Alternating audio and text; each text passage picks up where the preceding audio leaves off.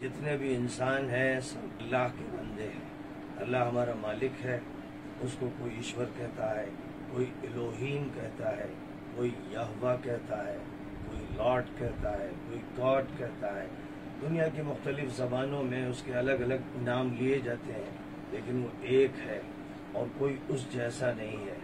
आकाश उसने बनाया, धरती उसने बनाई, हर चीज़ उसकी पैदा की हुई है। सारे इंसान उसके बंदे हैं, हम उसकी इबादत करते हैं और उसका हुक्म यह है कि सारे इंसानों को चाहिए कि वो इस तरह जिंदगी गुजारें जैसे वो एक परिवार के हैं।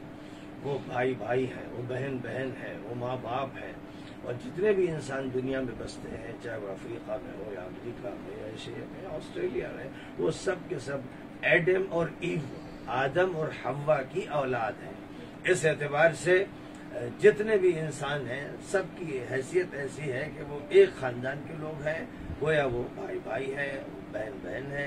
तो ये बात सबसे पहले याद रखना चाहिए और एक अल्लाह की इबादत करना चाहिए, उसकी पूजा पाठ करनी चाहिए और हर ऐसी चीज से बचना चाहिए जिससे माहौल में करप्शन पैदा हो, जिससे जाती हो, जिससे जुल्म हो, जिससे हमारे ताल्लुकात खराब हो और जिससे अमन और शांति में भंग हो। हमें उससे बचने का अल्लाह ने हुक्म दिया। लॉस्ट प्रॉफिट मोहम्मद सल्लल्लाहु अलैहि वसल्लम ने यही समझाया, अमन दुनिया में फैलाया। इस्लाम के माने होते हैं सलामती अता करना।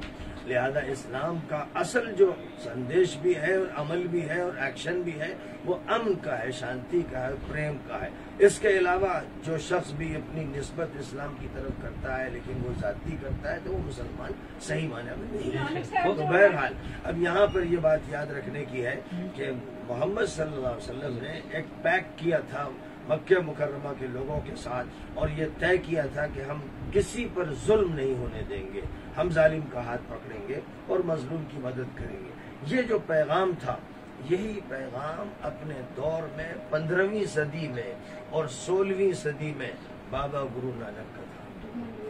बाबा गुरु नानक एक ऐसे इंसान थे जिन्होंने हिंदुस्तान के बिखरे हुए समाज को एक करना चाहा। यहाँ बुद्धिस्ट भी थे, यहाँ हिंदू भी थे, यहाँ जैनी भी थे, यहाँ मुसलमान भी थे। बाबा के दिल में एक तहरीक पैदा हुई और बाबा फरीदुद्दीन गंज शकर रहमतुल्लाह अलैह से उन्होंने इस्तिफादा किया।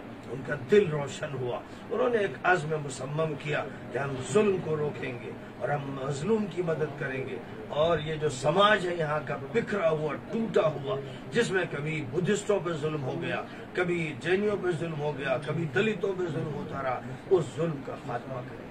इसलिए जो सबसे बड़ी बात बाबा गुरु नानक जी की है, एक ईश्वर की, एक अल्लाह की पूजा करो, तमाम इंसानों को भाई समझो, उनकी खिदमत करो।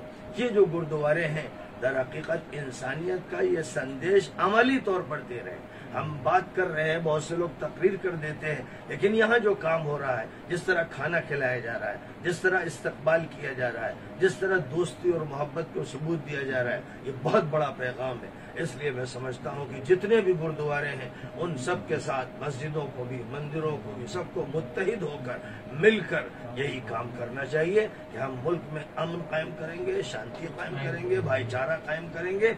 और जहाँ तक हमारे सिख भाइयों का ताल्लुक है, जो इनके तकाज़े हैं, इनकी तरक्की के लिए जो चीजें जरूरी हैं, चाहे वो पंजाब में हो या हिमाचल प्रदेश में हो या उत्तराखंड में हो या कहीं भी हो, उनको वजूद में आना चाहिए और अच्छे कामों में सबको शरीक होना चाहिए। और खाना खिलाना सबसे बड़ी बात है। हमारे नबी ने फरमाया कि खाना खिलाओ, सलाम फैलाओ, सलामती फैलाओ, इतामुत ताम व इफ्शाउस सलाम। ये नबी की तालीम है। आप आखिरी नबी की तालीम पर अमल कर रहे हो और इस एतबार से बाबा फरीदुद्दीन गंज शकर हो, बाबा निजामुद्दीन औलिया हो, बाबा मुरीद्दीन चिश्ती हो, बाबा गुरु नानक हो और उनके सही मानने वाले, और आप भी उनकी खिदमत में लगे हुए हो। आप सब के सब अल्लाह वाले हो, आप सब के सब नबी वाले हो।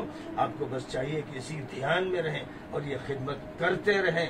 आपकी जो सिंसियरिटी है, जिस मोहब्बत के साथ आप हर आदमी को सीने से लगाते हैं और उसका इस्तेमाल करते हैं और खाना पेश करते हैं, ये सबसे बड़ी खिदमत है। बहुत बहुत शुक्रिया, बहुत बहुत अल्लाह आपको तरक्की अता फरमाए।